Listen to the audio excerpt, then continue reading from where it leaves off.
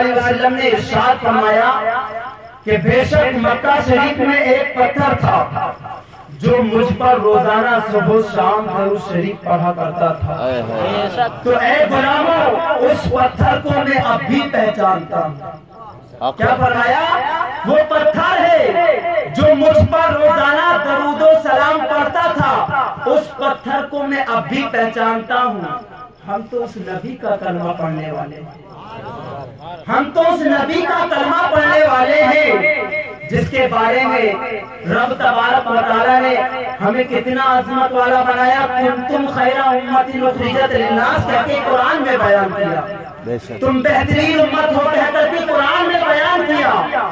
تو میرے نبی نے فرمایا کہ وہ پتھر کو میں اب بھی پہچانتا ہوں۔ تو اے غلاموں، اے عاشقوں، اے نبی کا کلمہ پڑھنے والوں، اے نبی کے عاشقوں، اگر ہم نماز فجر کے بعد، کبھی نماز ظہر کے بعد، کبھی نماز عصر کے بعد، کبھی نماز مغرب کے بعد، کبھی فاتحہ خوانی میلاد خوانی کے بعد اگر ہم کہیں گے کعبے کے بدرو دجا تم پہ کروڑوں درود، صحابہ کے شمس الضحا تم پہ کروڑوں درود، ہم اگر کہیں گے مصطفیٰ جان رحمت پہ لاکھوں سلام، شمع بزم ہدایت پہ لاکھوں سلام، ہم تو اس نبی کا کلمہ پڑھنے والے ہیں۔ جب اس پتھر کو میرے آقا پہچان رہے ہیں تو ہم تو اس نبی کا کلمہ پڑھنے والے ہیں، ہمیں کیوں نہیں پہچانیں گے؟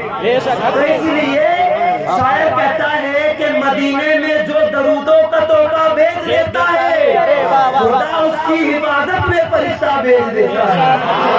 اور علامہ کسی شاعر نے کیا خوب کہا ہے کہ یہ رال حق کا مزدہ ہے وہ جلوہ بار ہوتا ہے، محمد مصطفیٰ کا جس گھڑی دیدار ہوتا ہے، اور درود پاک پڑھ کر اگر آپ سو جائیں سنا ہے خواب میں سرکار کا دیدار۔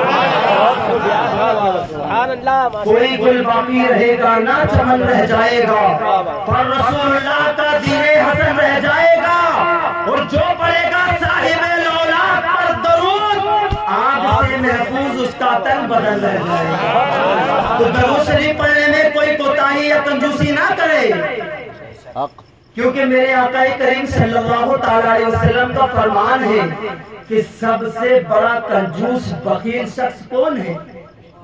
تو حضور نے فرمایا جس کے سامنے میرا ذکر ہو اور وہ مجھ پر درود نہ پڑھے وہ سب سے بڑا کنجوس ہے۔ تو ہمیں چاہیے کہ جتنا ہو سکے نبی پر درود و سلام پڑھتے رہنا چاہیے۔ ایک حدیث اور میں آپ کو بتا دوں، میرے آقا کریم صلی اللہ تعالی علیہ وسلم نے فرمایا جو مجھ پر سب سے زیادہ درود پڑھے گا تو حضور فرماتے ہیں قیامت کے دن میں اس سے مصافحہ کروں گا۔ بولے مطلب سبحان اللہ۔ اور جس سے میرے نبی مصافحہ کر لے وہ دوزخی ہو ہی نہیں سکتا، جنت میں جائے گا۔ ایک حدیث سنیں، میرے آقا کریم صلی اللہ تعالی علیہ وسلم ایک مرتبہ حضرت خاتون جنت حضرت سیدہ طیبہ طاہرہ عابدہ خاتون جنت فاطمہ الزہرا رضی اللہ تعالی عنہا کے گھر میں تشریف لے جاتے ہیں۔ لے جانے کے بعد دیکھتے کیا ہے کہ حضرت خاتون جنت روٹی پکا رہی ہے۔ کیا روٹی پکا رہی ہے؟ حضور تشریف لے گئے، لے جانے کے بعد میں کہا اے میری بیٹی فاطمہ کیا کر رہی ہو؟ وہ سعادت مند بیٹی نے کہا بابا جان میں تو روٹی پکا رہی ہوں۔ میرے آقا کریم نے فرمایا اے میری بیٹی فاطمہ کیا تمہاری مدد کر دوں؟ کیا میں تمہاری مدد کر دوں؟ حضور گئے اور فاطمہ سے کہا کہ بیٹی کیا میں تمہاری مدد کر دوں؟